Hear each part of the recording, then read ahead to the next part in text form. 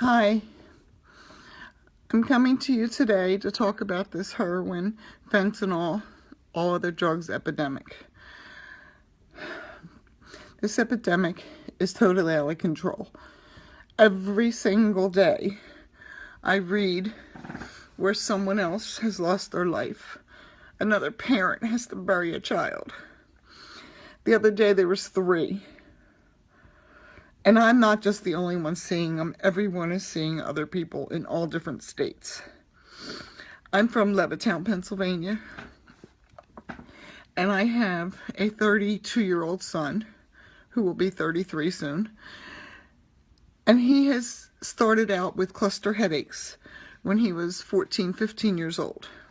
We took him everywhere, to every doctor, because cluster headaches, if you read about them, they're suicidal headaches. He suffered so bad, his temple would swell, his eye would droop. He'd feel like a pain was stabbing him in his head, and he would be getting so sick. They tried all kinds of medicines, and nothing worked. So we took him back to this neurologist that was recommended to us, and he said, we have to help him, we can't be inhumane. And he gave him Percocet. Not one Percocet. 120 Percocets per month. For him to take for the pain of these headaches. Well, when the headache would finally go away, he'd be very high off of the Percocet. I said to the doctor, I said, Doctor, this doesn't sound right. When I would have my C-sections, that's the medicine they would give me for pain. So I know that's a strong medicine. Doesn't seem that you'd right to be giving a 14, 15-year-old son all the Percocets he needed. And then so he wouldn't get addicted, you said, I'm going to transfer him back and forth to Vicodin to Percocets. And this went on and on. Well, doctor, you told me you can't be inhumane. You have to help my son. You helped my son right into a full-blown heroin fentanyl addiction. My son has been addicted for at least 17 years on the hard stuff. And he has had some sober time.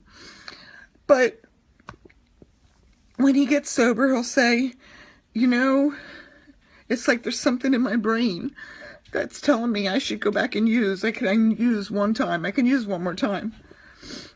And then he relapses. And he hates it. He hates his life. He hates being an addict.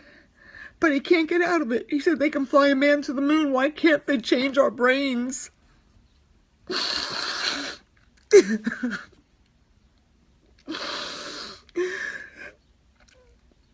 Every day, people are dying. I've had so many friends that I look at their face and all I see is pain because they buried a child.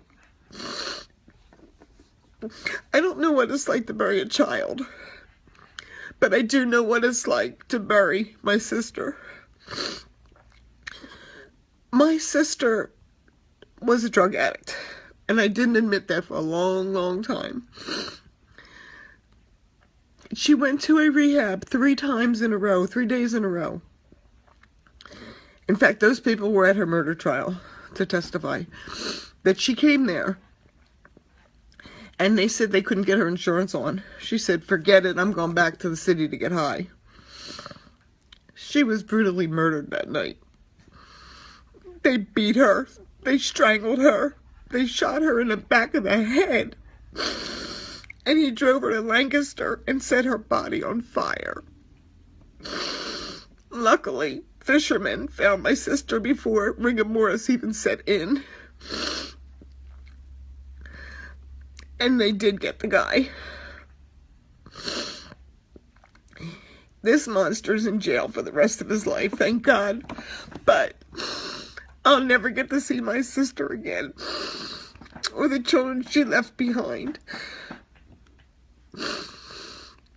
So I know the pain of these moms because I see the same pain on their face that I saw on my parents' face. And my parents cried till the day they died. And that's why I talk to my kids about drugs all the time. They would say, Mom, we know. Mom, we know. But I felt it very important to keep telling them about drugs.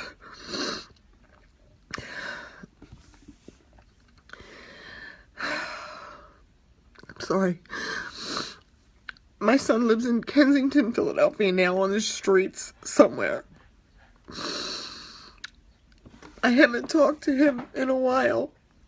Pictures have been sent to me, and he is skin and bones, and looks like his brain's not even there. His eyes, you can see through them. I have begged people to get him into detox, but I know he's the one who has to want to do it. And he did come to the realization last December that he surrendered. And he called a great organization, and they helped him. They got him into a detox, and he went into a recovery house, and he went on the Vivitrol shot, and he called the Vivitrol shot a miracle. And he got it 1 month, and he got it the second month, and the third month we had that big snowstorm here in Pennsylvania, and the place closed for the day. And he met with his probation officer, and then he took off. He was something in his head telling him he had to go use. And he hasn't been back since. And if I go to call a detox place, you know what they say to me? Because of the stupid HIPAA law, I can't confirm nor deny if he's here or not. You can't confirm or deny. This is my child. I want to know, is he alive? Is he there? Some people tell me he's there. But you can't confirm or deny it? Are you kidding me? He's not a little child, but he's still my son. And I love him with all my heart. And not just me, but all parents go through this. I can understand needing their privacy. But if your adult child's brain is not there, they are not capable of making their own decisions, it shouldn't be where they can't confirm or deny anything to us. They should just tell us. Because we're dying inside. The addict doesn't just hurt themselves because they hate themselves. People call them names and this and that, but you know what? They do enough damage to themselves because they can't stand themselves. They kill everything off, their family included. Because I'm dying from stress. I love my son. I love all my children. And there's not a thing I can do. I went to Philly to find him because I had called the Dr. Phil show, and actually we were going to be on there.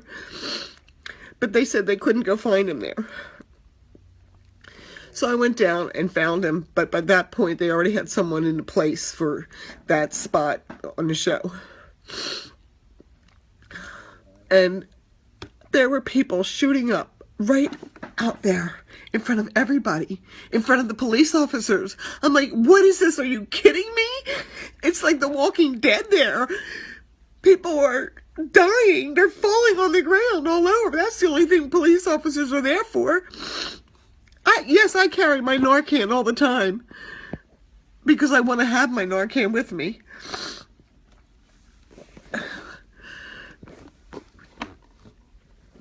But these people need more help. They need a locked-in rehab, which we can't do.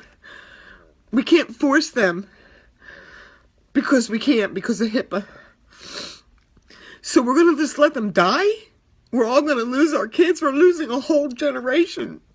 Something is crazy. I belong to a lot of groups where we educate and we help people get into detoxes, and we give them hugs, and we tell them how important they are, and that they need to save themselves.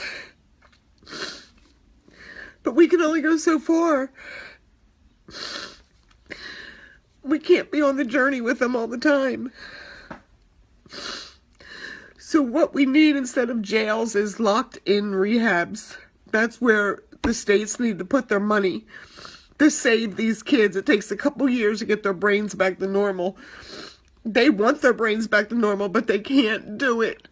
And my son is so into his addiction right now, he can't even leave Philly. I don't get it. I really don't get it. Education, yes, of course, education. We all try to educate everyone. We have panel discussions. We talk to people all the time till we're blue in the face about education.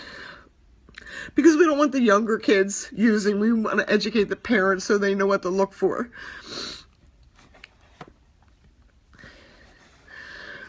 But it's getting too late for our generation and our kids. And I hate when my friends have to bury their kids. And it happens all the time. So many of my friends had to bury their kids. I can't bury my son. I haven't even talked to my son. I don't know if he's dead or alive. I heard last Friday someone saw him. That's all I've heard. I wait for the knock at the door or the phone call to say my son lost this battle. I can't bury my child. That is the most unnatural thing a parent should have to go through. A parent is not supposed to bury their child. The children bury their parents. Like I said, I know so many families that have buried their children and will never be the same. My parents cried till the day they died because of my sister dying. I fear that coming to me and to my other friends who have people addicted. It's really weird now that all my friends, most of my friends, all have children addicted. Because that's all in my mind is this addiction. And what can we do with it? There's so many groups out there that do so many wonderful things. But I truly believe that we need locked-in rehabs, not jail.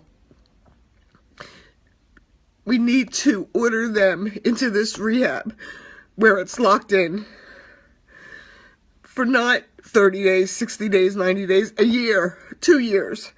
It really, I think, takes up to 3 years to get everything back to normal. We need to save these lives because they're loved ones. They're not just some junkies out there. They're my son, that person's son, this person's daughter, this person's grandson. They all have loved ones who are suffering. And I don't know the answer. But we need to come up with something. I truly believe locked-in rehabs could help. Because we've tried everything else. Jail doesn't help them. And they get drugs in jail. My son would say, oh, it doesn't matter, I get drugs in jail. What? I remember watching the guards going into jail when my son was in jail, and they put their coats and their purses and everything on the table, and they walk in through the metal detector, and then they pick up their stuff and walk in. How do you think drugs are getting in jail? Maybe people that work there? Maybe people that come to visit. I don't know. But there are drugs in jail. Something has to be done. Because I know I can't bury my son. And they're going to be burying me soon. If I don't get help for my son. Because I'm breaking. I'm really breaking. And my heart goes out to all of you who have children or loved ones in addiction. Let's get together somehow, some way, and work on the state providing locked-in rehabs. I pray you never have to be a parent of an addict. Because it's the worst pain in the world. And people will say, oh, it's their choice. Well, maybe the first time is their choice. Maybe the second time. But after that, this devil has them in their brain, and it won't let them go. Again, my heart goes out to all parents who have lost children or who are battling this addiction. And I pray to God that we can get something done besides just our education and our meetings and our groups. Something has to be done big. And if the state's going to invest money, why can't we invest it in locked-in rehabs? And you can't say because we can't do it because of HIPAA, it's against the law. Because they're not in their right mind. Their mind isn't there. My son doesn't want to be an addict. He hates it. But he can't get out, like a lot of you other loved ones. I hope you share this video and we can see what in numbers we can do to help. And I hope you don't ever have to live this life. I'm a parent with an addict.